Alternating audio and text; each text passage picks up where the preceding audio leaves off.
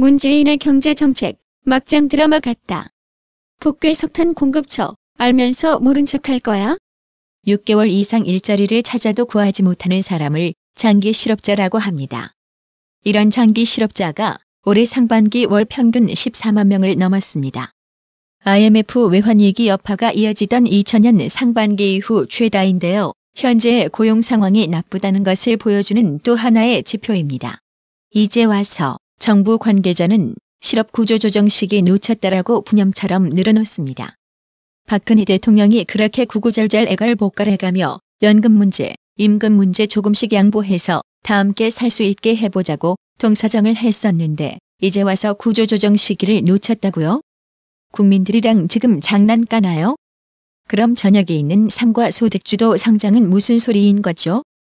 박근혜 대통령처럼 직접 나서서 기업 활동을 가로막는 규제 문제, 갈수록 국민 부담이 되는 공무원 연금 문제, 불황에도 내 목만 요구하는 귀족 강성 노조의 임금 문제, 한국을 떠나는 기업들에 대한 정책 문제 등 마주보고 부탁하고 설득해도 될 듯 말 듯한데 비가 많이 와 일자리가 줄어들고 날이 너무 더워 경기가 안 좋다고 하는 개풀 뜯어 먹는 경제부처 장관의 소리를 들어야 하는 국민들의 처지를 생각해 보았는지.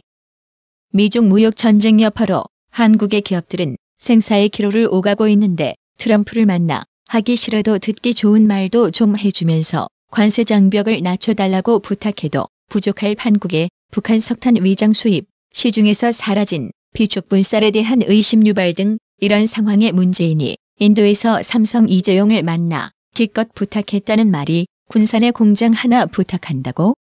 박 대통령이 기업에게 부탁하는 건 부정청탁, 뇌물죄이고 문재인이 기업에 부탁하면 그냥 순수 국정 운영의 일환이란 말인가요? 이런 이분법을 어느 또라이 같은 국민이 허락했나요? 당장의 삼성 내부에서는 사업성이 전혀 없는 공장을 인수하는 등 정치 논리로 사업하는 것은 말이 안 된다. 차라리 홍영표 민주당 원내대표 말대로 돈을 뿌리는 것이 더 낫다는 부정적인 의견도 적지 않은 것으로 알려졌습니다.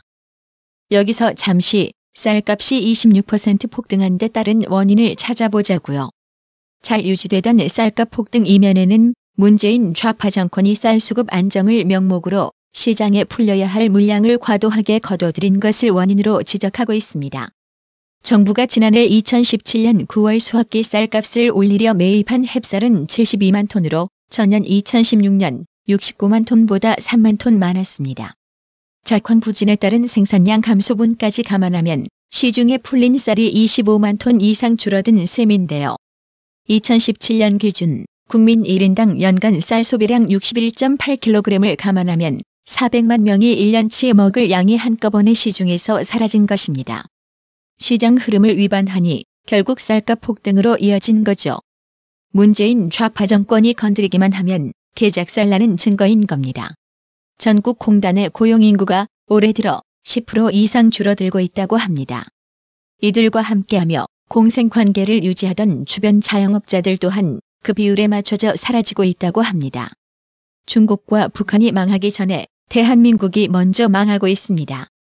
2,500만 명을 굶기고 있는 개정은 마저 문재인 좌파 정권의 경제 몰락을 기사화하고 있습니다. 북한 노동당 기관지 노동신문은 7월 22일 남측의 경제 위기와 민생 파탄이 심각하다고 전하고 민주노총 등의 반정부 시위 등을 보도했습니다. 노동신문은 남조선 경제 위기와 민생 파탄에 대한 심각한 우려라는 제목의 글에서 남조선에서 경제 위기가 심화되고 있어 각계의 우려가 커가고 있다며 경제 위기로 수많은 기업체가 문을 닫거나 합병되는 동해 노동자들이 무리로 해고되어 실업자로 전락하고 있다고 주장했습니다. 7월 19일 산림청 국립산림과학원은 시화 국가산업단지의 완충 녹지 주변 대기오염 측 정망 자료와 올해 측정한 미세먼지 농도 변화를 종합 분석한 결과 경기도 시흥시 정왕동과 안산시 성곡동 일원에 자리 잡은 시화 국가산업단지 부근의 미세먼지 농도가 낮아졌다고 밝혔습니다. 이에 따라 산림청은 숲 가꾸기로 미세먼지 잡기에 나섰는데요. 우선 도시의 숲을 최대한 많이 조성하기로 했습니다. 그런데 한쪽에선 태양광 사업으로 숲을 없애고 있습니다. 산림청에 따르면 2010년 한 해 30헥타르에 그쳤던 산림 태양광 허가 면적은 작년 9월 기준 22배인 681헥타르로 늘었습니다. 여의도 면적 2.9제곱킬로미터의 2.35배에 달하는 산림이 9개월 새 사라졌는데요. 물론 이 추세대로라면 앞으로 사라질 숲의 양은 더 방대합니다. 뿐만 아니라 산사태, 자연경관 훼손 등 부작용이 뒤따르고 있습니다. 이렇듯 한쪽에선 수백억 원을 들여 숲을 조성하고 한쪽에선 수백 원을 들여 숲을 파괴하고 있습니다. 이렇게 될 경우 애초에 미세먼지를 줄이기 위해 숲을 조성한다는 목표도 무색해질 뿐만 아니라 여러 부작용만 떠안은 채 혈세만 낭비되는 현상이 초래할 것입니다.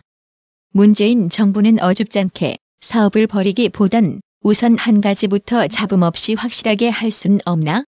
앞으로 애국가 가사에 나오는 화려 강산을 패널 강산으로 바꿔야 할 것 같습니다. 북괴 석탄 선박에 대한 의혹이 갈수록 걷잡을 수 없이 커져가는데요. 동아일보는 북괴 석탄을 실은 선박이 5개월 동안 13차례나 한국에 입항했지만 그중 11번은 검색조차 하지 않았다고 보도했습니다. 북괴 석탄 선박이 실검 1위에서 사라지자 계엄령이 실검에 떠올랐다며 실검 조작 의혹까지 제기하고 나섰습니다. 조사하면 다 나옵니다. 국내 수입업체가 누구인지는 단번에 파악 가능할 건데도 정부는 뒤늦게 조사한다고 해놓고 아직도 이 부분에 대해 명확한 내용을 전혀 발표하지 않고 있습니다. 이래서 국정감사와 단독수사단이 절실히 필요합니다. 북괴 석탄 선박 계엄령으로 묻혀질 것 같아요? 절대 그렇지 않을 것만 같습니다. 자유한국당 김진태 의원은 입장문을 통해 계엄령 관련 국정조사하자고 주장했습니다. 청와대가 추가 문건이 있다고 호들갑을 떨더니 막상 별게 없다. 지난번 계엄 검토 보고서에 이은 세부 시행 계획에 불과하다. 탄핵이 기각되든 인용되든 소요 사태 가능성이 있고 북의 도발까지 우려되니 계엄을 검토한 데 따른 것이다. 매뉴얼이 자세히 돼 있다고 걱정할 필요는 없다. 계엄 보고문을 작성해놨고 방송국 접수 계획을 세웠다고 쿠데타를 연상시키려 애쓰지만 계엄 매뉴얼의 일환일 뿐이다. 그런 걸 미리 준비하는 게 기무사의 임무고 쿠데타와는 전혀 상관없다. 정식 회의석상에서 국방부 장관에게 보고하고 하는 쿠데타도 있나? 이 문서들은 이미 탄핵 직전에 한민구 장관을 거쳐 금년 3월 송영무 장관에게도 보고됐다. 그러고도 넉 달 동안 조용하다가 갑자기 문제 삼고 나온 저희가 의심스럽다. 대통령 지지율은 하락 추세고 최근 북한산 석탄을 고가로 몰래 수입하여 UN 대북체제 위반 혐의를 받고 있다. 석탄 수입은 인터넷 검색 1위이다가 어느 날 갑자기 기무사 문건으로 바뀌었다. 희생양을 이용해 지지율을 올리고 석탄건에 대한 여론을 돌리고자 기획된 의심이 든다. 문 대통령이 독립수사단을 지시해놓고 이렇게 가이드라인을 제시하면 공정한 수사가 될 턱이 없다. 미리 답을 정해놓고 하는 수사가 한두 번이 아니다. 더구나 이번에 발표한 문서는 원본이 아니고 발췌본이라 어디서부터 어떻게 왜곡했는지 믿을 수가 없다. 군 통수권자가 군 조직을 누명씌워 없애버리려고 하는 이런 반국가적 행태를 더 이상 좌시할 수 없다. 이미 독립적이지 않은 독립수사단에만 맡길 수도 없다. 국회 차원의 국정조사를 해야 한다. 조현천 전 기무사령관에 이어 용기 있는 군인들이 진실을 말해주길 바란다. 지금 문재인 좌파 정권이 개판정국을 만들고 있는데도 아무런 역할도 못하고 투명인간 노릇하는 자유한국당. 많은 우파 애국민들이 부글부글 끓고 있는데요. 김문수 전 경기도지사가 김병준 자유한국당 혁신 비상대책위원장 선출과 관련해 자유한국당을 노무현 정신의 정당으로 혁신하려 한다고 비판했습니다. 김문수 전 지사는 7월 20일 자신의 페이스북을 통해 김병준 비대위원장이 노무현 비판은 한마디도 없고 노무현 찬송가만 부르고 있다며 이같이 밝혔습니다. 이어 우리가 뽑은 대통령을 우리 손으로 탄핵하고 나서 탈당하고 또 돌아와서도 국민민복을 위해 제1야당으로서 치열하게 싸우지 않고 무리자 자기 공천권을 둘러싸고 계파 다툼에 몰두하고 있기 때문이라고 생각한다면서 따라서 우리 당의 위기는 우리 당 내부의 잘못을 고쳐서 해결해야 한다고 주장했습니다.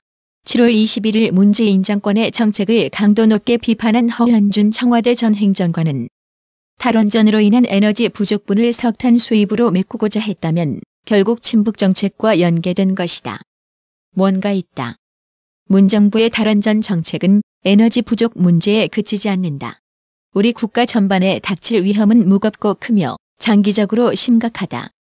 지금의 탈원전이 지속된다면 조만간 상당수 국민들이 탈원전 주도자들을 매국노라 부를 것이다라며 문재인의 탈원전에 대해서도 의구심을 나타냈습니다. 이인호님, 최재백님, 구독료 후원 너무 감사드립니다. 나라의 TV는 보다 더 양질의 컨텐츠를 생산하기 위해 자발적 구독료를 후원 형식으로 받고 있으니 많은 성원 부탁드립니다.